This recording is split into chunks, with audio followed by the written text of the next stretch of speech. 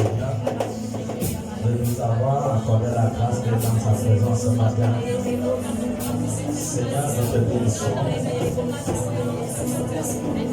Merci Jésus pour la grâce que tu nous accordes. Seigneur, d'être dans ta présence. Seigneur, dans ce lieu ce matin. Beaucoup ont cherché à être dans cette présence ce matin et n'ont pas eu cette opportunité. Nous abandonnons à toi, Jésus. Gloire et honneur est à toi, Elohim. Au nom de Jésus que nous avons prié. Amen. Amen. Acclamons pour Jésus.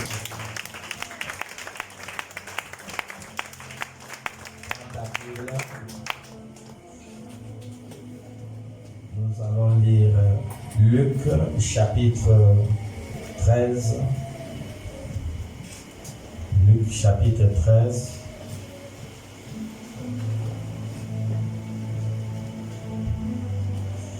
Le verset 23 à 24. Le verset 23 à 24. Luc 13, verset 23 à 24.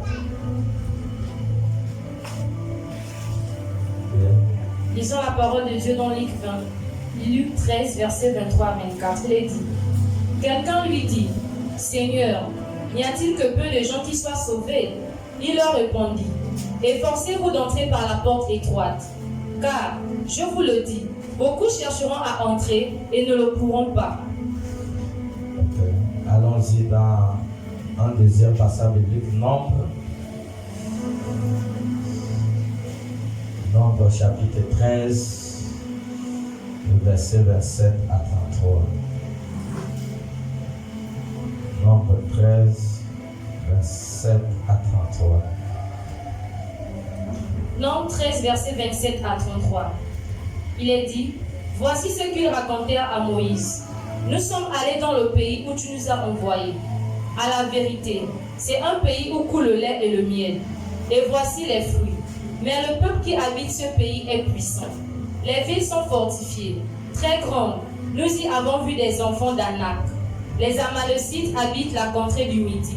Les Étiens, les Jubésiens, les Amoréens habitent la montagne.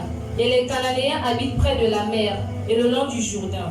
Caleb fit taire le peuple, qui murmurait contre Moïse. Il dit, montons, emparons-nous du pays, nous y serons vainqueurs. Mais les hommes qui étaient avec lui dirent, nous ne pouvons pas monter contre ce peuple, car il est plus fort que nous. Et ils décrièrent devant les enfants d'Israël le pays qu'ils avaient exploré. Ils dirent, le pays que nous avons parcouru pour l'explorer est un pays qui dévore ses habitants. Tous ceux que nous y avons vus sont des hommes d'une haute taille. Et nous y avons vu les géants, enfants d'Anak, de la race des géants. Nous étions à nos yeux et au leur comme des sauterelles. Amen. Amen. Asseyez-vous dans la présence de Dieu.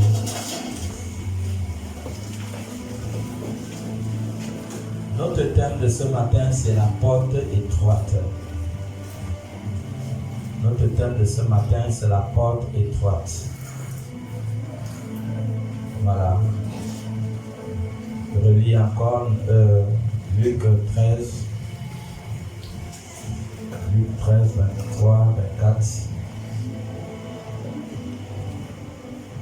Au verset 23, quelqu'un lui dit, Seigneur, n'y a-t-il que peu de gens qui soient sauvés? Y a-t-il que peu de gens qui soient sauvés? Il leur répondit, efforcez-vous d'entrer par la porte étroite. Efforcez-vous d'entrer par la porte étroite. Car, je vous le dis, beaucoup chercheront à entrer, beaucoup vont chercher à entrer et ne le pourront pas. Assieds-toi. Nous comprenons que dans cette course que nous sommes en train de mener, nous comprenons qu'il y a beaucoup qui n'entreront pas. Ceux qui auront commencé la course, beaucoup ne vont pas entrer. malheureusement, elles étaient 10. Lorsqu'elles avaient commencé la course, elles étaient 10.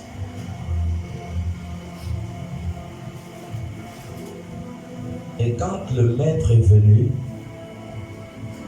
il y a 5 parmi elles qu'on appelle les folles. Elles ont dû rater l'entrée à la salle de noces. Ce sont les 5 sages vierges qui ont pu entrer dans la salle de noces. Mais elles avaient commencé la course ensemble.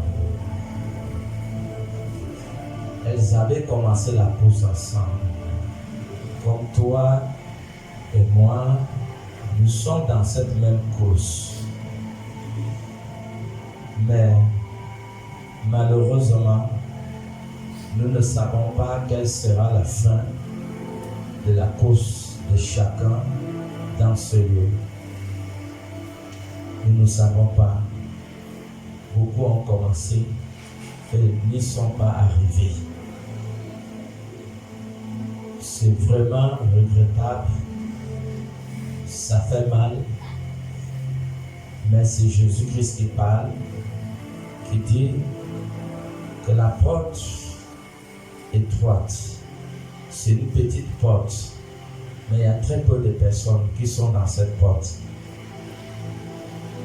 Et le Seigneur dit qu'il y a beaucoup qui n'entreront pas.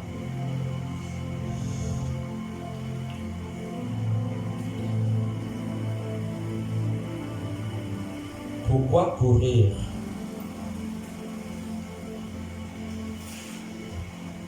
Aucun athlète ne court dans une course pour perdre. Aucun athlète. Tout athlète qui va pour courir, c'est dans un but bien précis, c'est pour obtenir la couronne. C'est pour obtenir la couronne. Quelle sera notre fin? Est-ce qu'à la fin de notre course, nous serons agréés? Est-ce que nous serons agréés? Est-ce que tu seras agréé à la fin de la course? Beaucoup ont commencé et n'y sont pas arrivés.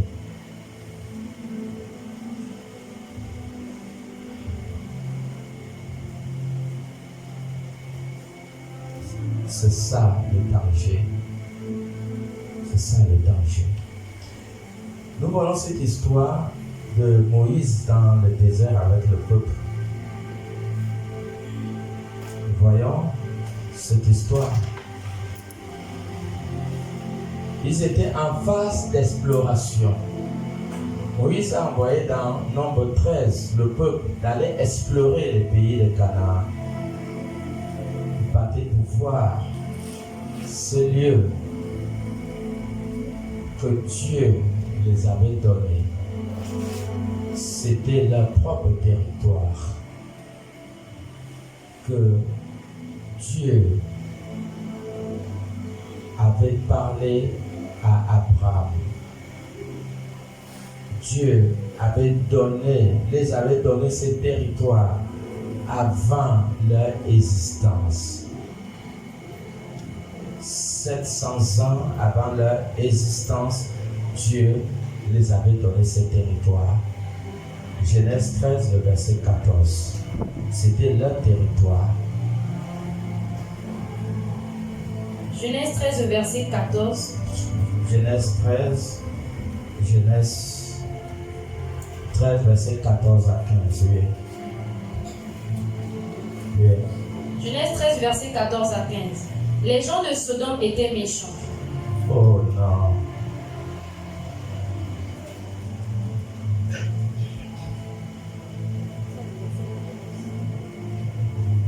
Est-ce que tu es au livre de Genèse?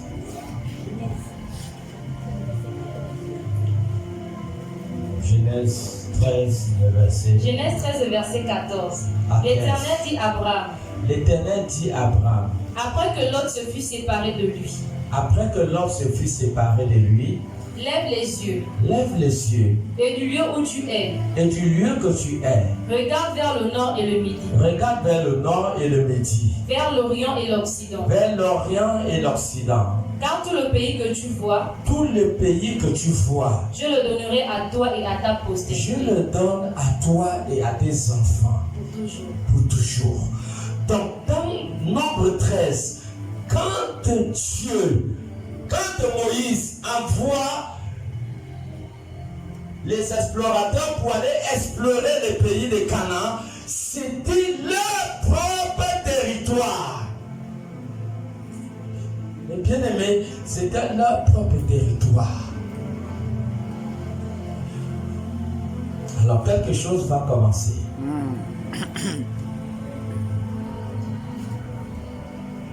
Quelque chose va commencer. Amen.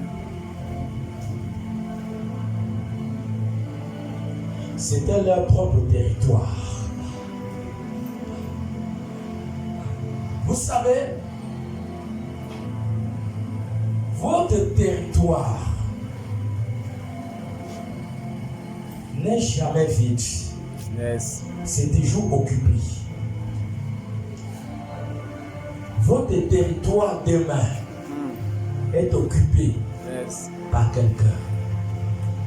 Et pour que vous puissiez le conquérir, c'est au prix d'un prix à payer. Vérité. Vous savez que Vasti, dans la logique, c'était la place d'Esther. Et vous avez vu quel prix que Vasti a payé pour entrer dans son mariage. Ton territoire est toujours occupé. C'est pas quelque chose de facile. Yes. De un, ce peuple ne comprenait rien. S'il pouvait savoir, quand Moïse les envoie en Égypte pour aller explorer ce pays, s'il pouvait savoir que ce territoire les appartenait, que Dieu les avait déjà donné, ce territoire, ils n'avaient pas ça dans leur tête. Où vous êtes là, vous ne connaissez pas la grandeur, la richesse et la gloire Yes. que Dieu a déjà préparé pour vous. C'est quelque part. Amen. Même la place de premier ministre en Égypte était réservée pour Joseph. Mais quel prix que ce garçon devait payer. Même Dieu avait déjà montré la vision. Il avait 11 chèvres de fleurs qui se prosternaient devant lui. Alors quelque part, il savait qu'il devait régner. Est-ce que quelqu'un peut dire amen ce matin? Amen. Est-ce que tu comprends que ton territoire de règne est occupé par tes ennemis? Hey. Il faut conquérir ton territoire. Yes. Amen. Quelqu'un est là? Amen. Tu dors. Esther n'a pas dormi pour conquérir son mari. Yes. Tu dors. Vérité. C'est au prix d'une guerre. Ton avenir, c'est au prix d'un combat. Yes. Si tu ne te bats pas, tu ne pourras pas obtenir ce qui t'appartient. Avance. Ça t'appartient. Genèse 13, 14, 15 nous a dit que ce territoire les appartenait. Amen. Mais qu'est-ce qui va se passer lorsqu'ils vont partir? Hey. Qu'est-ce qui va se passer? On regarde la parole dans Nombre 13, le verset 28. Regarde la parole. Nombre 13, verset 28. Mais le peuple qui habite ce pays est puissant. Il dit d'abord que le pays est bon, le verset 27. Et le verset 28 dit que mais le peuple qui fait quoi? Habite ce pays est puissant. Regardez, il commence à perdre la confiance en leur Dieu. Il commence à voir l'ennemi avec une puissance supérieure au leur. Vous voyez, ils commencent à perdre la confiance. Qu'ils soient vis-à-vis de leur Dieu. Ils n'ont pas connu. Ils n'ont même pas vu. Ils étaient aveugles ou quoi. Et pourtant Dieu a accompli tous ces miracles devant leurs yeux depuis qu'ils sont sortis de l'Égypte. Vérité. Mais comment ça se fait-il que les occupants de leur territoire, ils peuvent dire qu'ils sont puissants alors qu'ils marchent avec un Dieu tout puissant? Question.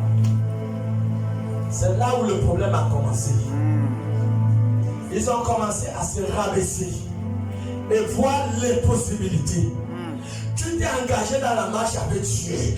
Tu as accepté Jésus dans ta vie. Yes. Et tu as commencé à marcher avec Dieu. Pourquoi au cours de la marche avec ton Dieu, tu commences à désespérer?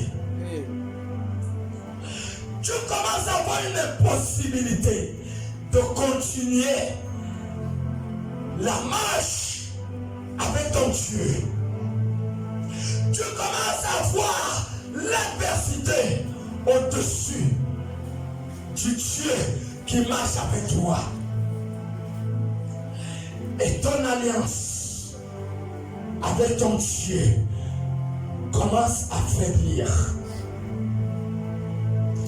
Leur alliance avec Dieu a commencé à s'affaiblir.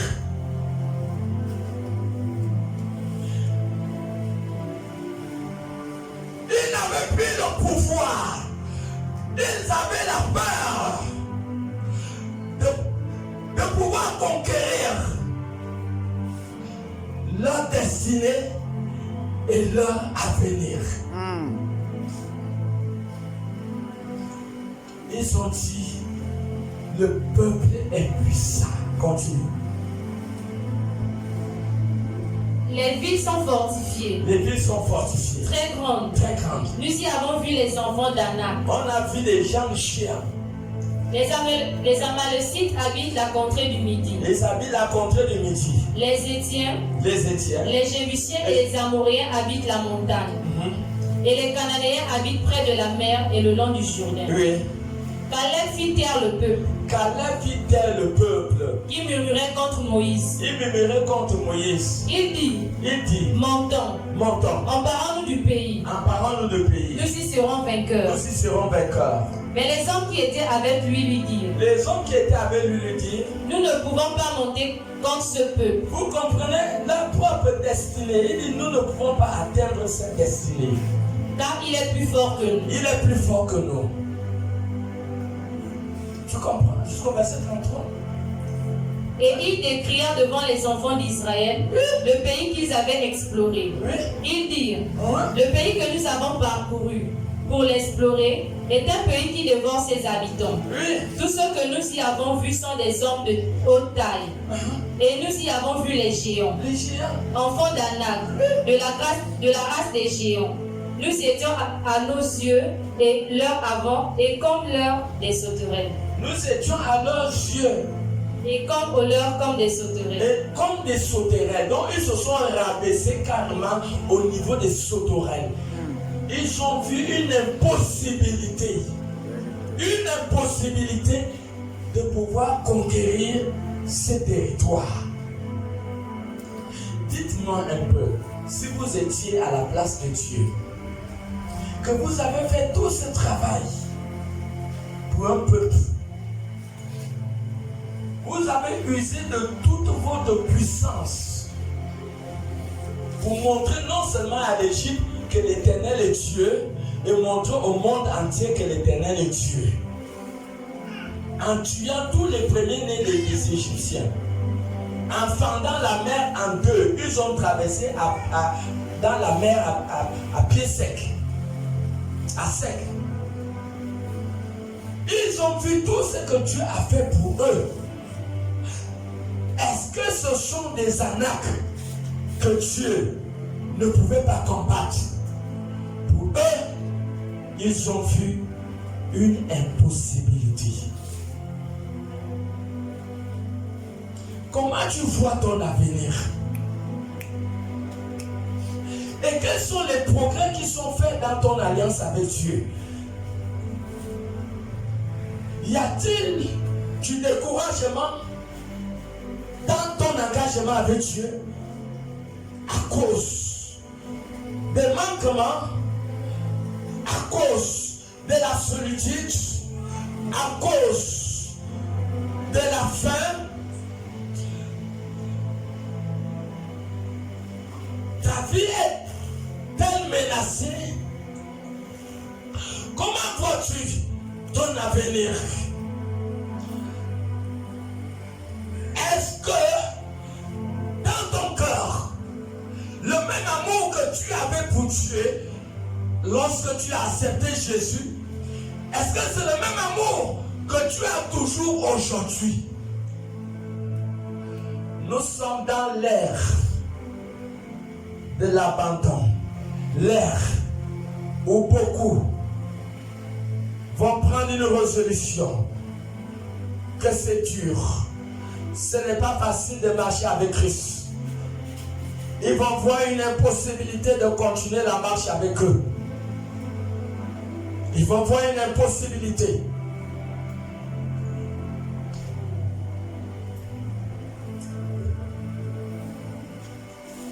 Ils vont voir une impossibilité d'atteindre leur avenir, d'atteindre leur destinée avec Dieu. Et à partir de là, l'alliance qu'ils ont avec Dieu va commencer à se briser. L'alliance va commencer à se briser. L'amour qu'ils auront pour Dieu va commencer à se refroidir. Ils vont commencer à regretter leur vie passée. Beaucoup qui ont commencé la marche avec Dieu, beaucoup ont commencé à se refroidir. Beaucoup.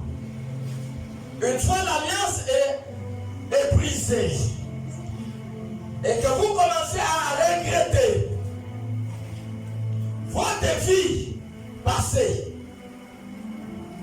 vous commencez à mesurer votre vie actuelle et votre vie passée. Et dans votre esprit, vous faites une conclusion pour dire en vous-même que non, c'est mieux pour moi que je reprenne ma vie d'hier. C'est mieux que je reprenne la vie du monde. Ce peuple que Dieu a tellement aimé, que Dieu a fait usage de sa force pour leur délivrer du pays de la souffrance. Ce peuple ont commencé à ont pris une décision. Et la décision qu'ils ont prise, c'était de retourner. Nous sommes dans l'ère où beaucoup vont retourner. Beaucoup vont retourner dans le monde. Beaucoup vont briser leur relation, malheureusement, qui leur unissait de leur Créateur, de leur Seigneur Jésus. Beaucoup. Nous sommes dans cette ère. À cause des moments difficiles, 2 Timothée 3:1, il dit, à cause de cela, quelle est ton attitude avec Dieu? Quelle est ta marche avec Dieu actuelle? Est-ce que tu es dans la phase où tu commences à préférer ta vie que tu as connue avant de croiser Jésus, comme ce peuple a fait? Ce peuple ont commencé à regretter les concombres, les viandes et le foufou qu'ils mangeaient en Égypte. Juste jusqu'à prendre la décision de retourner. Oui. 2 Timothée 3, verset 1. Sache que dans les derniers jours, il y aura des temps difficiles. Il y aura des moments difficiles. Est-ce que c'est à cause des moments difficiles, à cause des moments difficiles aujourd'hui, que tu vas prendre la décision de briser ton alliance avec Dieu, de contrecarrer carrément le plan et le programme de Dieu, de refuser la gloire que Dieu t'a promis, de refuser la destinée que Dieu t'a préparée. Dieu ne veut pas préparer cette destinée à ce peuple. Les pays de Canaan les appartenaient pas, oui ou non? Mais ils ont pris la décision de dire non au programme de Dieu, de stopper le programme de Dieu, d'annuler le programme de Dieu. Ils ont pris la décision de retourner. La question est posée à nous aujourd'hui. Quel est ton niveau de ton engagement avec Dieu? Quel est ton niveau d'engagement avec Dieu? Est-ce que tu es dans la phase de découragement? Est-ce que tu es dans la phase où tu préfères ta vie que tu as connue lorsque tu étais libre, lorsque tu allais dans les boîtes de nuit, lorsque tu allais dans les ambiances, lorsque tu pouvais avoir 5 partenaires, lorsque tu pouvais être dans l'idolâtrie? Est-ce que tu préfères cette vie où tu étais dans la sueur, dans la saleté? Est-ce que tu préfères cette vie? Tu préfères cette vie à l'encontre du programme de Dieu, de la destinée que Dieu t'a programmée? Donc, la gloire que Dieu a préparée pour toi, ça ne te dit rien. Ça ne te dit rien. Donc la solution que toi tu trouves, c'est de retourner, c'est de fragiliser ton alliance avec Dieu, c'est de briser ta relation avec Dieu. Qu'est-ce que Dieu n'a pas fait pour ce peuple? Est-ce que quelqu'un peut comprendre la raison pour laquelle Dieu venait finir à l'instant ce peuple sur place? Mettez-vous à la place de Dieu. Je vous en supplie ce matin. Si vous étiez Dieu, quelle sera votre attitude avec tout ce que ce Dieu a fait pour ce peuple? Qu'est-ce que Dieu n'a pas fait pour toi? Tu as envie aujourd'hui parce que quelque part, tu as rencontré le Seigneur. Il y a beaucoup de nous qui devaient être aujourd'hui dans la tombe, mais parce que Dieu nous a accordé la grâce, Jésus nous a accordé la grâce de venir à sa rencontre. C'est la raison pour laquelle aujourd'hui nous sommes vivants. Dieu t'a délivré, Dieu était malade, Dieu t'a délivré, Dieu était possédé, Dieu t'a délivré, Dieu était en prison, Dieu t'a délivré, Dieu t'a délivré. Et tu as vu aujourd'hui, parce que quelque part, tu as eu à goûter cette alliance avec ton Dieu. Mais qu'est-ce qui ne va pas aujourd'hui? Parce que tu vois la solitude, tu vois la confrontation, tu vois la douleur, tu vois la souffrance. Et à cause de ça, tu es prêt à briser les plans de Dieu dans ta vie. Tu es prêt à briser la gloire que Dieu a préparée pour toi. C'est ça que ce peuple, malheureusement, a fait dans le désert. Ils ont pris la décision d'abandonner leur Dieu. Ils ont pris la décision de retourner. Est-ce que c'est le temps qu'il faut retourner?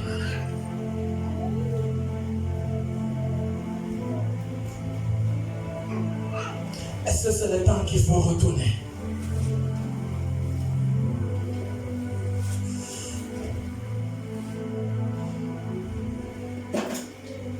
Des fois, quand on se met à la place de Dieu, vous pouvez vous mettre à pleurer. Essayez d'imaginer que vous avez vendu votre vie pour construire la vie de votre enfant. Vous deviez être quelqu'un. Vous deviez avoir des entreprises.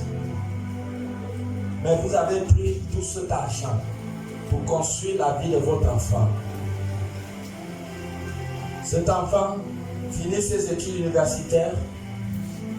Cet enfant se marie avec une femme. Et la femme qu'elle se marie va séparer cet enfant de sa mère. Cette femme qui est venue hier, la maman l'a portée 9 mois. La maman a vendu sa vie pour construire sa vie. Jusqu'aux études universitaires. La maman a dépensé des millions pour qu'il soit. Mais quand il est, la femme qu'il a vient détruire, vient lui séparer de sa mère qu'il a construit. Essayez d'imaginer quand une telle mère s'assoit dans son lit et commence à pleurer. Quand une mère comme ça, qui a fini sa vie, commence à pleurer, quand ces larmes n'échapperont pas le trône de Dieu, les larmes de cette femme vont arriver au trône de Dieu. Mais ce qui va arriver à ce couple, à ce foyer, ça serait terrible, trop terrible même. C'est la même chose. Dieu pleure dans le ciel. Quand tu vois tout ce qu'il a fait pour nous, comment il nous a délivrés de la mort, comment il a fait que nous continuions à vivre, comment il nous a préparé une gloire.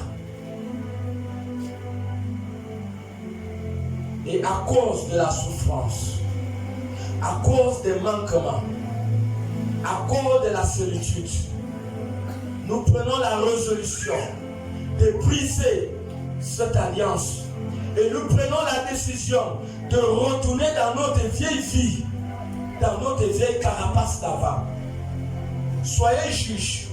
Vous pensez que quand Dieu prend souvent témoin de la terre et le ciel, lisez dans Jérémie, vous allez voir qu'il y a des endroits où Dieu dit, terre, soyez témoins.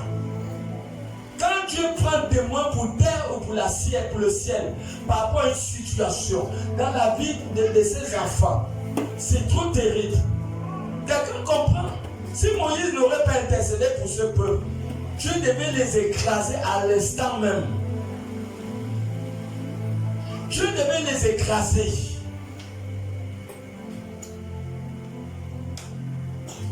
Quand il se lève pour pleurer, Nombre 14, Dieu est là.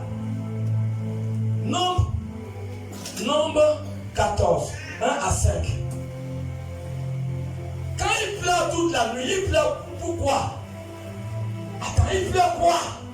Tu étais incapable de détruire les Anacs. Il pleure quoi? Mais ces pleurs symbolisent, puisqu'ils ont déjà dit qu'ils ne peuvent pas. Et ces pleurs signifient quelque chose. Ces pleurs signifient qu'ils regrettent. Il y a des gens qui pleurent de leur ancienne vie. Comment ils peuvent dire que c'était mieux pour nous d'être en Égypte? C'est pas eux qui souffraient, qui criaient. Il y a des gens qui souffrent dans le monde. Et que leur vie est un peu apaisée lorsqu'ils ont accepté Jésus. Mais comment quelqu'un qui a tissé une alliance avec Dieu peut venir dire le contraire dans la suite de temps? Ils ont commencé à pleurer. Nombre 14, 1 à 5. Nombre 14, 1 à 5. Toute l'assemblée éleva la voix et poussa des cris. Et le peuple pleura pendant la nuit. Ils ont pleuré toute la nuit. Tous les enfants d'Israël murmuraient contre Moïse et Aaron. Et ils ont commencé à parler mal contre Moïse et Aaron. Et toute l'assemblée leur dit, Oui. que ne sommes-nous morts dans le pays d'Égypte? Vous comprenez? Ou que ne sommes-nous morts dans ce désert? Vous comprenez? Pourquoi l'Éternel nous fait-il aller dans ce pays où nous tomberons par l'épée? Arrête-toi d'abord là. Cette parole Et moi, vous savez, hein, oh God, quand ils ont parlé des choses comme ça, pour quelqu'un qui les a construits, vous étiez d'abord où? Quand Dieu parle avec là, Abraham, c'est 700 ans avant leur existence. Ceux-là, ils sont d'où? Vous venez parler à Dieu comme ça, qui les a connus 700 ans avant leur existence. Est-ce que vous comprenez? Quelqu'un que Dieu t'a connu avant que tu naisses. Dieu a fait déjà un programme pour toi avant que tu sois du ventre de ta mère. Et tu vas venir vivre une vie contraire du programme que Dieu a déjà préparé pour toi. Mais regardez, quelle ne sera pas là. Comment sera la colère de Dieu vis-à-vis de toi? Dieu qui t'a préparé avant que tu sois dans le ventre de ta mère, il t'a préparé. Il a déjà préparé ton séjour sur la terre. Il a déjà préparé ta gloire. Il a déjà préparé ton lieu de règne. Mais dites-moi, Dieu a établi un principe pour atteindre tout son programme. Pourquoi ne pas comprendre les principes? Pourquoi avoir l'adversité, la souffrance, la douleur, une impossibilité de marcher avec Dieu? Moi, je crois que ce soir, c'est ça. Ils ont vu une impossibilité. Il y a des gens qui brisent leur alliance avec Dieu parce qu'ils voient une impossibilité de continuer la marche avec Dieu. Ils finissent par briser leur alliance avec Dieu. Mettez-vous à la place de Dieu. Dieu qui vous a construit, qui vous a connu avant que vous soyez dans le ventre de votre mère. Il vous a préparé. Il vous a fait naître dans un ventre pour vous amener dans ses plans. Dites-moi un peu, quelqu'un qui a fait tout ça pour vous et qu'aujourd'hui, vous le niez. Vous prenez la décision de repartir dans votre vieille carapace. Qu'est-ce que Dieu pourra faire pour vous? Qu'est-ce qu'il pourra faire? C'est ça le problème aujourd'hui. C'est ça le problème. Il y a un cantique qui dit: celui qui met la main à la charrue et regarde en arrière, il n'est pas digne de moi. Il n'est pas digne de moi. Celui qui met la main à la charrue et regarde en arrière, il n'est pas digne de moi. Il n'est pas digne de moi. Celui qui met la main à la charrue et regarde en avant, il est digne de moi. Il est digne de moi. Ils ont regretté. Est-ce que vous savez, l'ignorance est mortelle? Parce que si un seul instant, ils avaient su que ces territoires étaient pour eux et que Dieu avait déjà parlé de ces territoires à leur allié Abraham, ils devaient se fortifier. L'ignorance est coûteuse. Ouais. Quand tu es ignorant, tu vas dépenser beaucoup d'argent dans la vie. Ouais. L'ignorance est mortelle. Et c'est ça. Et beaucoup de gens ne connaissent pas ce que Dieu a déjà préparé pour eux. Tu vois des petites opportunités qu'on te présente dans le monde.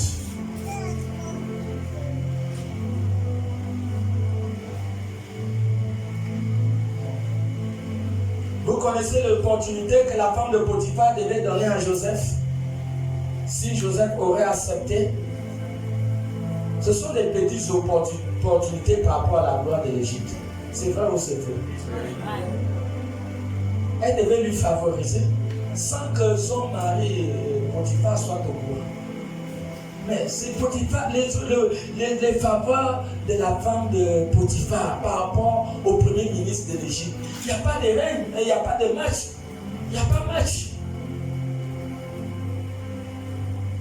Regardez. Est-ce que tu peux imaginer ce que Dieu a préparé pour toi? tu ne connais pas ton futur. Il y a des hommes de Dieu qui ont commencé avec leur Bible. Ils n'avaient même pas de chaussures. Ils n'avaient même pas de vêtements. Mais aujourd'hui, ils sont détenteurs d'avions privés. Est-ce qu'un jour, quand ils ont commencé, ils ont su qu'ils devaient avoir des avions privés? Mais beaucoup aujourd'hui sont détenteurs des avions privés. Pour vous amener à comprendre que le futur, la destinée ne dépend pas de tes efforts. Ça ne dépend pas de tes efforts. La destinée dépend du programme de Dieu dans ta vie. Tu dois observer les principes pour atteindre ton futur. Il y a des principes à respecter. Ne regarde pas la douleur présente, la souffrance présente. Même la Bible dit, je ne sais pas si c'est Romains combien. Et Romains combien? 8, hein? Romains 8. Non. 2 Corinthiens 4. Il dit d'abord Romains 8, 17 à 18. Il dit quoi? Romains 8, 17 à 18. Or, si nous sommes enfants, nous sommes aussi héritiers. Oui, continue. Héritiers de Dieu et co-héritiers de Christ. Si toutefois nous souffrons avec lui, afin d'être glorifiés avec lui.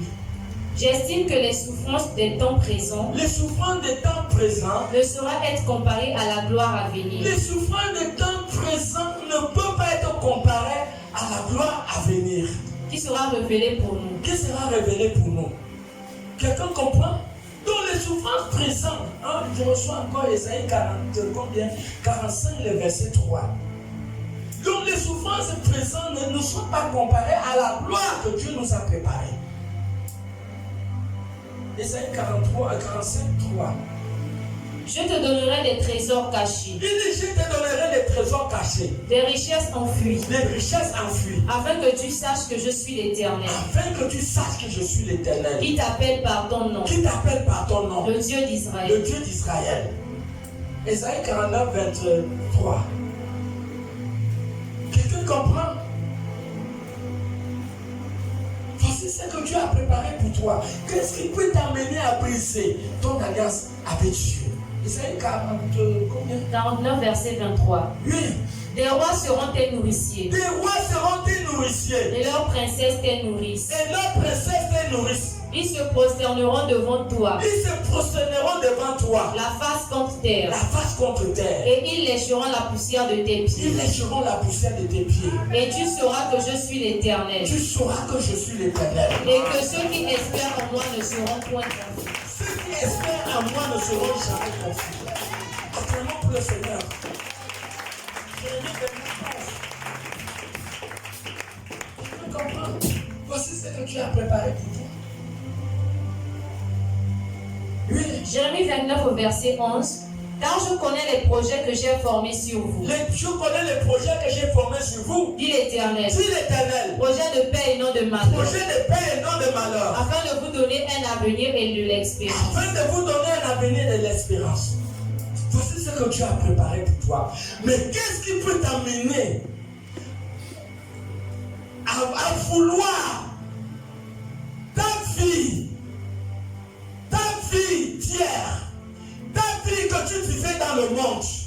Tu viens à l'église, mais tu fais les choses comme les mondains. Tu vis une vie où tu es coupable devant Dieu, mais tu viens quand même à l'église. Attends, tu ne vois pas que tu as un petit problème dans la tête? Tu es à l'église, mais ta vie est une vie de culpabilité. Pourquoi Dieu ne va pas te casser la tête? Dis-moi un peu une raison. Est-ce que ça c'est normal? Non, non. Voilà pourquoi Dieu s'est Dieu s'est énervé. Nombre 14, il s'est énervé. Et il a commencé à parler ce peuple au verset 28. Il dit, comme tu as pris la décision de briser le programme que j'avais pour toi, de refuser la gloire que j'avais préparée pour toi, de refuser le bonheur que j'avais préparé pour toi, tu as osé dire non. Ils ont dit non, nous ne pouvons pas. Donc, cela symbolise, cela veut dire qu'ils ont dit non au programme de Dieu. Ils ont fait marche arrière. Et la voix de l'Éternel s'est levée avec une colère terrible. Là, la colère de Dieu n'était plus retenable. Moïse a d'abord conseillé. Quand Moïse a conseillé Dieu, Dieu, au verset 20, vous allez voir, quand Moïse finit de conseiller Dieu, Dieu a dit je fais. Lis d'abord le verset 20, 14, le verset 20. Dieu a dit à Moïse, bon d'accord, je fais comme tu l'as dit. Vas-y. Et l'Éternel dit, je pardonne, comme tu l'as demandé. Comme tu l'as demandé. Vous comprenez? Quand Moïse vient de conseiller Dieu, et c'est comme ça que Dieu va dire, parce que Dieu a pris la décision de tuer ce peuple sur place. Moïse l'a conseillé et Dieu a accepté le conseil de Moïse. Il dit, reprends la lettre, il dit, je le fais. Je pardonne, comme tu l'as demandé. Comme tu l'as demandé. Yes.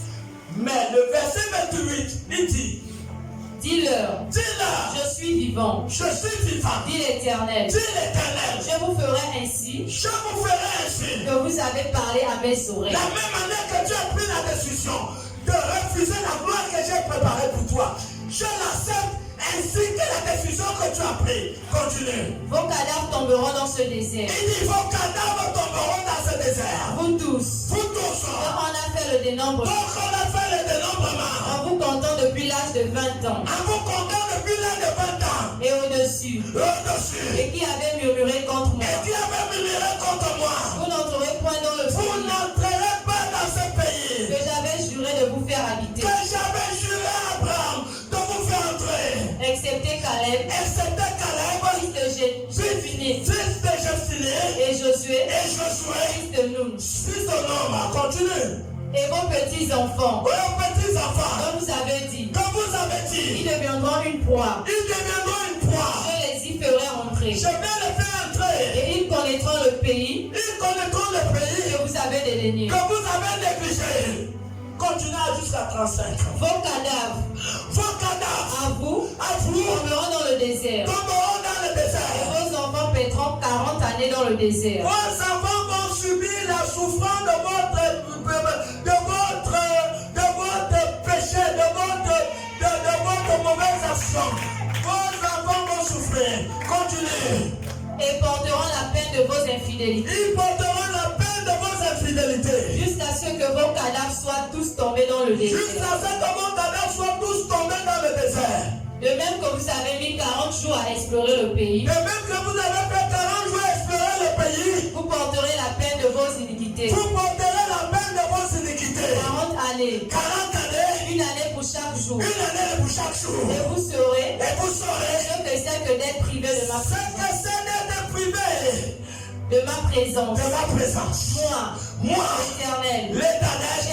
J'ai parlé. Et c'est ainsi que je traiterai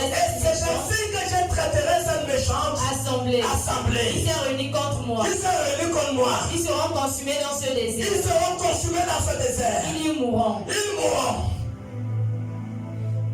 Voilà la colère de Dieu dans la vie de ce peuple.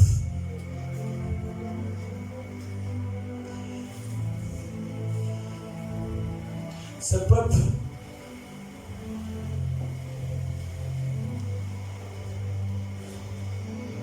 que Dieu avait parlé à Abraham. Dieu avait juré à Abraham. Vous savez quand Dieu jure, et Dieu a juré encore une deuxième fois pour dire, ce peuple n'entreront pas dans le désert, n'entreront pas à Canaan. Dieu a juré. Et c'est ça le malheur. C'est ça.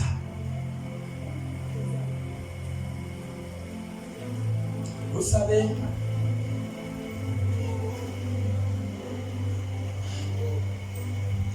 quand tu commences avec Dieu,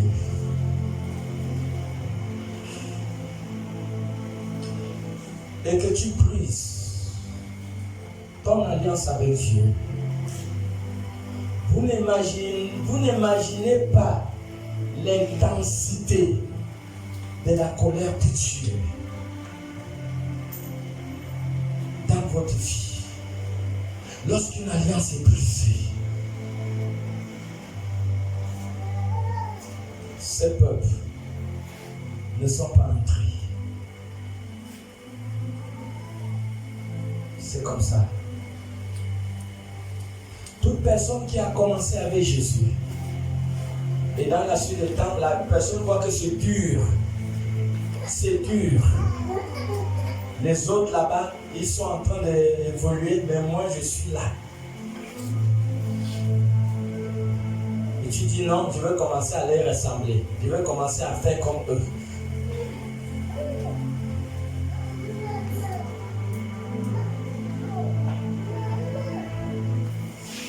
Beaucoup ont commencé avec Dieu et sont retournés. Beaucoup sont assis dans les maisons aujourd'hui et ne partent plus à l'église.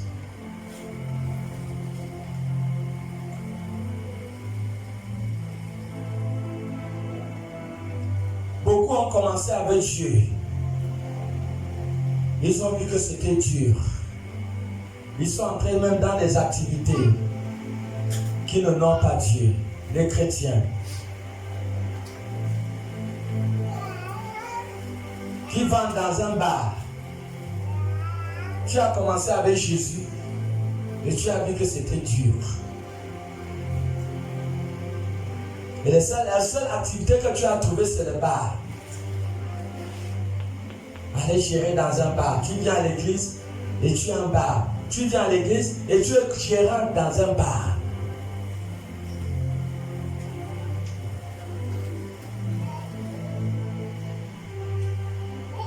Beaucoup ont commencé avec Jésus, avec la vie sainte. Ils ont dit c'est dur. Dans le monde, quand j'étais à Mouela, j'ai vu un garçon, si c'est de 16 ans. 16 ans. Il vivait avec sa copine. 16 ans, tu as 16 ans. Maman te paye encore le caleçon. Maman te paye le taxi. Maman te paye encore tout, mais à 16 ans, tu as la copine à la maison. Donc, comme on est chrétien là, comme le monde vit comme ça,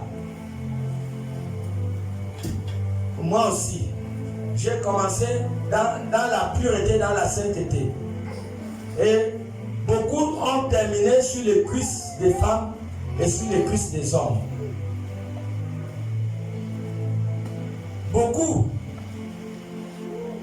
étaient à l'église. La fois dernière, j'étais en évangélisation avec Papa Mathias.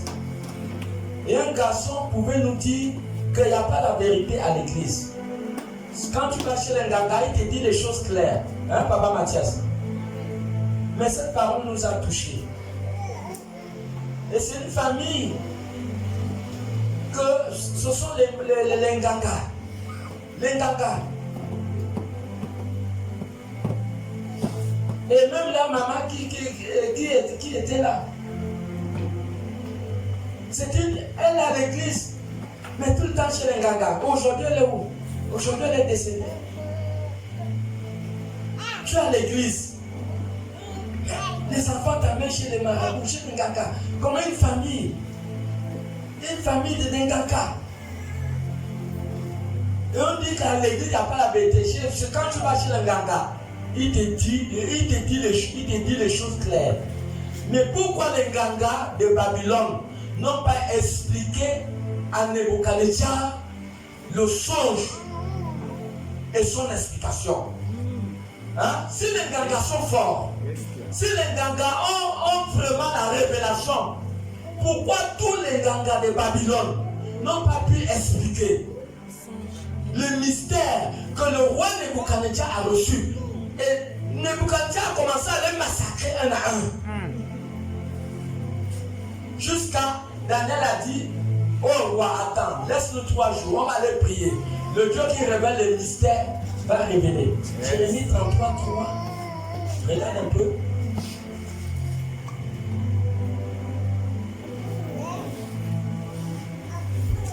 Jérémie 33, 3. Invoque-moi. Il dit, invoque-moi. Et je te répondrai. Je te répondrai. Je t'annoncerai de grandes choses. Il dit, je vais t'annoncer des grandes choses. Des choses cachées. Des choses qu'un ganga ne t'a jamais dit. Que tu ne connais pas. Des choses que tu ne connais pas. Donc tu es celui qui révèle les mystères. Tu n'as pas besoin que tu es chrétien, mais tu vas consulter les marabouts, les gagas. Il y a des chrétiens qui ont brisé leur alliance avec Dieu en partant chez les marabouts, chez les gagas. Et on dit qu'on est chrétien.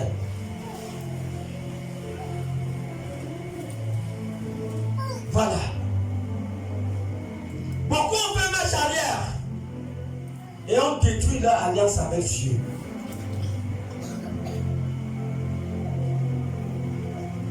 Pourquoi? Parce que dans le monde, ils étaient habitués avec leurs copains. Dans l'église, on leur dit d'être la Vierge Marie. Ça là, ça ne peut pas marcher. J'ai entendu même une sœur qui dit, je ne peux pas vivre je ne peux plus continuer à vivre la sanctification. Quand Dieu écoute les choses comme ça, c'est relever le défi à Dieu. Mais quel Dieu que tu vas servir dans la santé? 1 Thessaloniciens 4, 3 à 5. 1 Thessaloniciens 4. Quel Dieu? Oui. 1 Thessaloniciens 4, versets 3 à 5. Ce que Dieu veut, c'est votre sanctification. C'est votre sanctification. C'est que vous vous abstenez de l'impudicité. Tu dois t'abstenir de l'impudicité. C'est que chacun de vous sache posséder son corps dans la sainteté et l'honnêteté. Posséder son corps dans la sainteté et dans l'honnêteté. Sans vous livrer à une convoitise passionnée. Comme font les païens. Qui ne connaissent pas Dieu. Ils ne connaissent pas Dieu. Donc ils vivent comme ça dans le monde. Toi tu dis non, je ne peux plus vivre la sanctification. Je préfère aller dans ma vie de carapace du monde. Le verset 7. Au verset 7. Car Dieu ne nous a pas appelés à l'impureté. Dieu ne nous a pas appelés à l'impureté, mais à la sanctification. Hein? Éphésiens combien? Non, 2 Timothée 2, 19.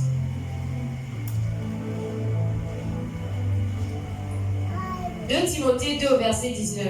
Néanmoins, le solide fondement de Dieu reste debout. Avec ses paroles qui lui servent de sceau. Le Seigneur connaît ce qui lui appartient. Et quiconque prononce le nom du Seigneur, qui s'éloigne de l'iniquité. C'est clair ou c'est vrai? Amen. Ou on peut ajouter encore le Lévitique 19, 1, 2. Lévitique 19, verset 1 à 2. L'Éternel parla à Moïse. Et dit, parle à toute l'assemblée des enfants d'Israël. Et tu leur diras, soyez saints. Car je suis saint. Moi l'Éternel, votre Dieu.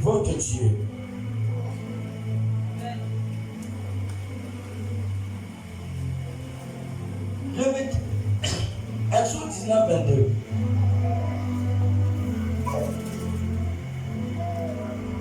Exode 19 au verset 22. Que les sacrificateurs qui s'approchent de l'Éternel se sanctifient aussi. De peur que l'Éternel ne les frappe de mort. Quelqu'un comprend? Amen. Tu cherches quoi? Tu veux mourir avant ton temps? Donc tu veux laisser ta mère, ton père. Tu n'as pas honte que tu vas mourir, ta mère va rester à penser à toi toute sa vie.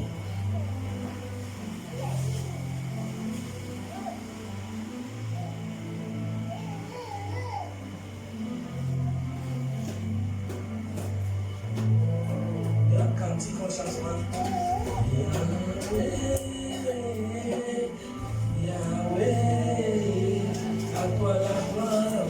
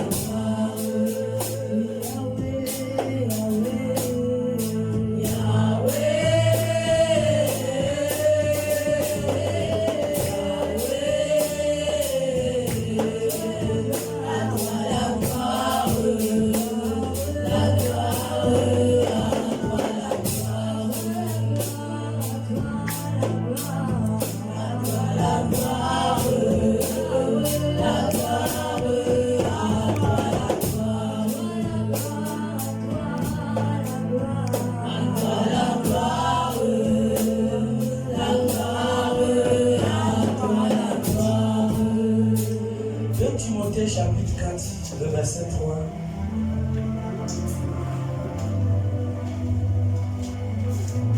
Timothée chapitre 4, verset 3. Car il viendra un temps Il va venir un temps où les hommes ne supporteront pas la sainte doctrine, les gens ne vont pas supporter d'obéir à la parole de Dieu. mais ayant la démangeaison d'entendre des choses agréables. Ils vont choisir des pasteurs qui peuvent les accepter dans leur condamnation. Ils se donneront une foule de docteurs, Ils vont chercher des hommes de Dieu selon leurs propres désirs, qui pourront être avec eux sans leur condamner par rapport à ceux qui à leur culpabilité. détourneront l'oreille de la vérité Ils vont détourner l'oreille de la vérité. et se détourneront vers les fables. Voilà, donc ils vont se tourner vers des fausses, des mauvaises doctrines. Mais toi, sois sobre en toutes choses, sois propre en toutes choses, supporte les souffrances, supporte les souffrances, fais l'œuvre d'un évangéliste, fais œuvre d'un évangéliste, remplis bien ton ministère. remplis bien ton ministère. Car pour moi, je sers déjà de libation. C'est bon. Donc, dans la suite des temps, les gens ne vont pas supporter à obéir à la parole de Dieu.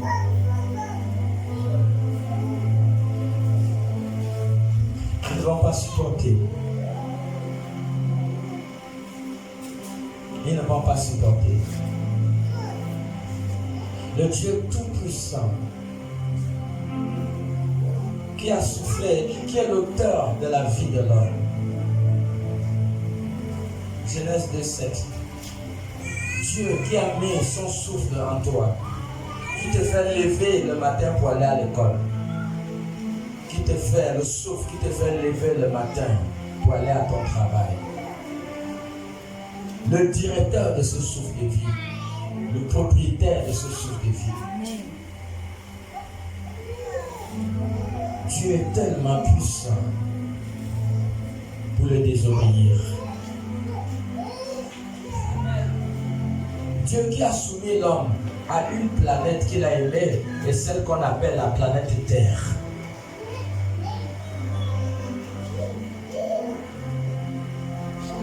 Dieu qui connaît le nombre des étoiles. Psaume 147, le verset 5. Il connaît le nombre des étoiles. C'est Dieu. Non. Qui sommes-nous pour préférer retourner en Égypte, retourner dans notre vieille vie? Qui sommes-nous? Les patriarches ont valorisé Dieu. Abraham, Isaac et Jacob. Le roi David. Joseph. Ces personnes ont valorisé Dieu. Lui, son Psaume 147 au verset 4. Il compte le nom des étoiles. Il compte le nom des étoiles. Il leur donne à toutes des noms. Il leur donne à toutes les noms. Quelqu'un comprend? Amen. Psaume 147, verset 4 plutôt. Donc, il compte le nom des étoiles. Il leur donne à chacun un nom.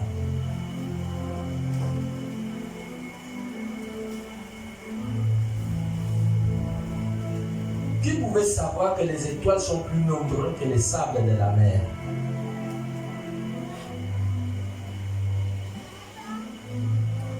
Si les scientifiques ne nous ont pas amenés à comprendre cela, peux-tu compter le sable de la mer? Peux-tu donner à chaque graine un nom? Je te pose la question. Est-ce que tu peux donner à chaque graine de sable un nom? On te dit que les planètes sont... Vous savez, là, regardez. Oh my God. Quand vous entendez ce cantique qui dit Dieu Tout-Puissant, quand mon cœur considère tout l'univers créé par ton pouvoir, le ciel d'azur, les éclairs, les tonnerres, l'éclair matin ou les ombres du soir, de tout mon être, alors se lève un chant. Dieu Tout-Puissant, que tu es grand, de tout mon être, alors se lève un chant. Dieu Tout-Puissant, que tu es grand. Est-ce que vous savez pourquoi il y a plus de planètes, plus d'étoiles que le sable de la mer? Vous comprenez pourquoi? Vous savez, le sable de la mer occupe juste une petite partie d'une planète. Vous comprenez? Ça occupe juste une petite partie d'une planète. Mais on te dit qu'il y a des milliards de planètes. Des milliards de planètes.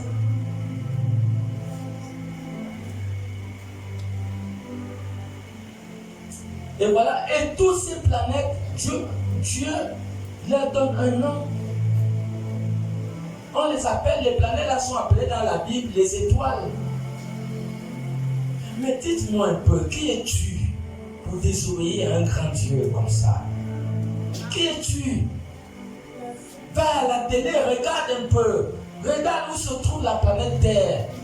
Regarde les navettes qui montent dans le ciel. Regarde, la Terre est une boule en plein espace. Si Dieu souffle cette boule, tous les immeubles qui sont en Chine vont s'écrouler.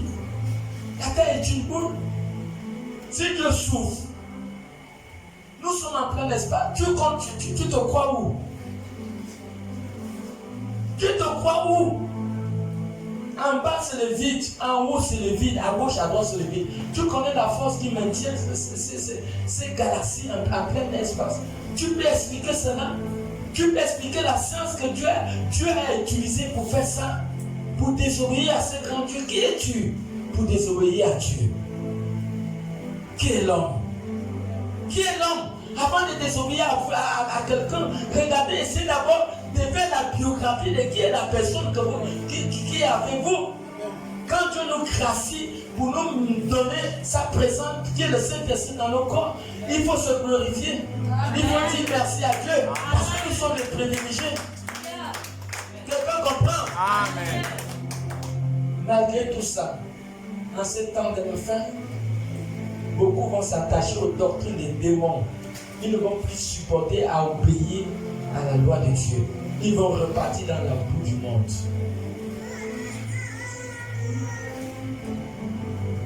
N'est-ce pas le plus grand bonheur est de garder? Vous savez, quand ta relation est bonne avec Dieu, tu dors bien. Des fois, tu ronfles même bien. Amen. Tu dors bien, tu n'as même pas peur. Amen. Parce que quand tu es dans une forêt, tu marches avec un lion qui n'a pas peur des autres animaux. Yes. Et nous sommes dans l'ordre du lion de la tribu de Juda. Tu dois comprendre. Tu n'es pas n'importe qui. Tu dois connaître qui tu es.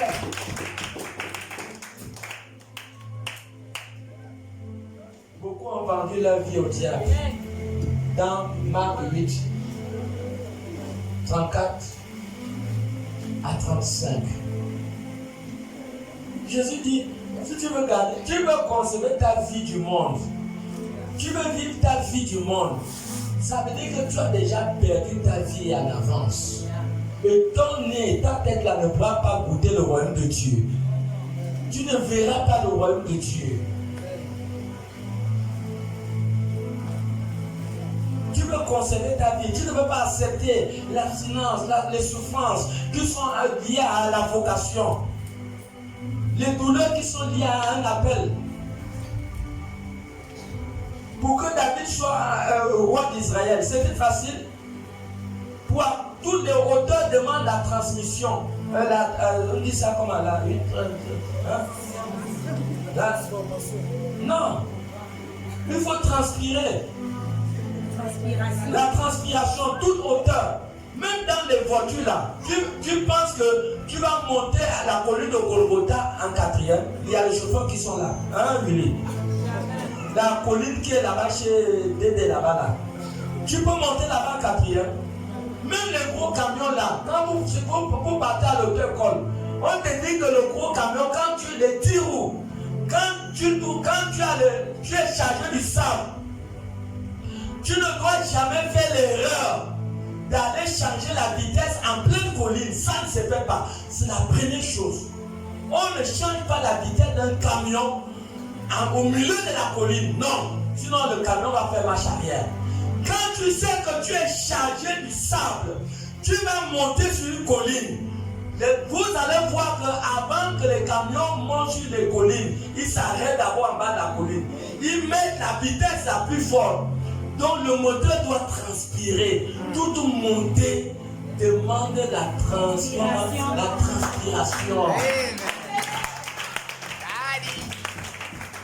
il n'y a pas de raccourci pour aller à un moteur.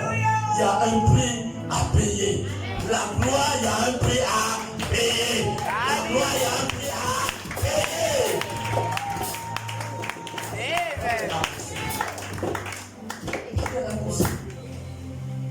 Beaucoup ont perdu leur vie. Ils sont là. Oui, c'est Jésus qui dit dans Marc 8, verset 34 à 35. Puis ayant appelé la foule avec ses disciples, Jésus a appelé la foule et les disciples. il leur dit, si quelqu'un veut venir après moi, qu'il renonce à lui-même, qu'il se charge de sa croix, et qu'il me suive. Car celui qui voudra sauver sa vie, tu veux garder ta vie du monde, tu es déjà à l'église, mais tu veux garder ta vie du monde. Jésus dit, la perdra. Il la perdra. Donc tu veux garder les manières que les païens vivent là. C'est ce que tu veux vivre. Donc ça veut dire que tu veux garder ça. Tu veux garder la vie d'ambiance. Tu veux garder la vie des copains. À Los Angeles, j'ai vu une fille qui avait 300 copains. Hey! Comment une fille peut avoir 300 copains? À Los Angeles, j'ai vu ça. Son portable sonne de midi à toute la journée. Elle a la gare routière, elle a au vendo, le copain de là-bas appelle. Je vous assure, comment une femme va avoir 300 copains? Expliquez-moi ça. Est-ce que ça c'est normal? Non. Possédé. Là, c'est pas normal. Donc tu viens à l'église là, la dit que tu as vomi. Hein? 2 pierres, après tu vas nous lire 2 pierres. La vie que tu as vomi là, tu vas venir vivre encore la vie là dans l'église. Oui, continue. Mais celui qui perdra sa vie à cause de moi, Tu perds cette vie du monde. Tu t'abstiens de la saleté du monde. et de la bonne nouvelle la sauvera. Voilà. Donc quand tu t'abstiens de la saleté du monde à cause de Jésus, tu l'as déjà sauvé d'avance. Amen. Tu comprends? Bon, 2 Pierre 2, 20 à 22. Vous allez voir que beaucoup ont vomi. Beaucoup. Oh God. 2 Pierre 2, verset 20 à 22. Oui. En effet, En effet. si après s'être retiré des souillures du monde Tu t'es retiré des souillures du monde par la connaissance du Seigneur par la connaissance du Seigneur et Sauveur et Jésus-Christ. sauveur Jésus. Il s'y engage de nouveau Tu t'engages encore de nouveau et et sont vaincus. ils sont vaincus. Leur dernière condition est pire que la première. Quand vous reniez Jésus, vous allez voir ce qu'on appelle la souffrance, les difficultés. Parce que les alliances, on ne brise pas avec Dieu. Brise l'alliance avec un homme. Quand tu brises l'alliance avec ton Dieu, tu retournes. Tu vas connaître ce qu'on appelle la souffrance. C'est ce que la Bible dit. C'est pas moi, ne me regardez pas. C'est la Bible qui dit. Peut-être n'ont pas compris. Reprends encore. En effet, si après s'être retiré des souillures du monde après s'être retiré des souillures du monde, par la connaissance du Seigneur par et la du Sauveur connaissance Jésus-Christ, du Seigneur et du Sauveur Jésus, ils s'y engagent de nouveau vous vous engagez de nouveau et sont vaincus. et sont vaincus. Leur dernière condition est pire que la Vous première. allez connaître ce qu'on appelle la douleur et la souffrance. Tout ce que vous faites là, ça ne peut pas marcher. Vous voyez, c'est ça le problème. Et voilà pourquoi le jugement va commencer dans l'église. En Pierre 4, 17, ça va commencer dans l'église. Voilà pourquoi Dieu a choisi de commencer le jugement dans l'église. Le jugement sera sans miséricorde. Ceux qui ont connu la vérité et qui ont rejeté cette vérité. Vous savez, hein, si un policier vole la boîte de sardines et un citoyen simple vole la boîte de sardines, n'est-ce pas? Si les deux vont au tribunal, la condamnation de qui sera plus sévère? Ça serait la condamnation du policier, non? Pourquoi? Parce que le policier, c'est un agent de la loi, il connaît la loi. Voilà, c'est la même chose avec nous. La sentence des chrétiens dans le jour du jugement serait sans miséricorde. Je ne veux plus perdre le temps, je devais vous amener où le courroux, la colère de Dieu va éclater pour le jour du jugement. Mais nous les hommes, on était où là? 1 Pierre 4, 17. 1 Pierre 4, 17, où le jugement simplement va commencer par l'église. Car c'est le moment où le jugement va commencer. Le jugement va commencer Par la maison de Dieu. par la maison de Dieu. Or, si c'est par nous, Si c'est par nous qui commence, oui. Quelle sera la fin de ceux qui n'obéissent pas à l'évangile de Dieu? Quelle sera la fin de ceux qui n'obéissent pas à l'évangile de Dieu? Vous voyez, donc ça va commencer par nous. Donc tu es venu à l'église là, tu es venu cabosser. Tu es venu peut-être avec ton mari, ta femme. La Bible dit ne t'en sépare pas. Le rôle de l'église, ça veut dire nous on est chaud pour le faire part. Donc on attend de faire part. L'église est prête à contribuer pour ton mariage. Amen. Est-ce que quelqu'un est là? Donc tu es venu avec ton copain, ta copine, cabosser. Vous savez, il y a des voitures qui doivent aller en tôlerie. Il y a des voitures qui vont en tôlerie peinture. Donc l'église c'est la tôlerie. C'est pour te tolérer, je ne sais pas comment parler le français là. Pour réparer et vous amener dans la conformité avec Dieu. Amen, amen. Est-ce qu'on parle d'abord pour le Seigneur? On a dit cette année passage, Matthieu 7, 13, 14.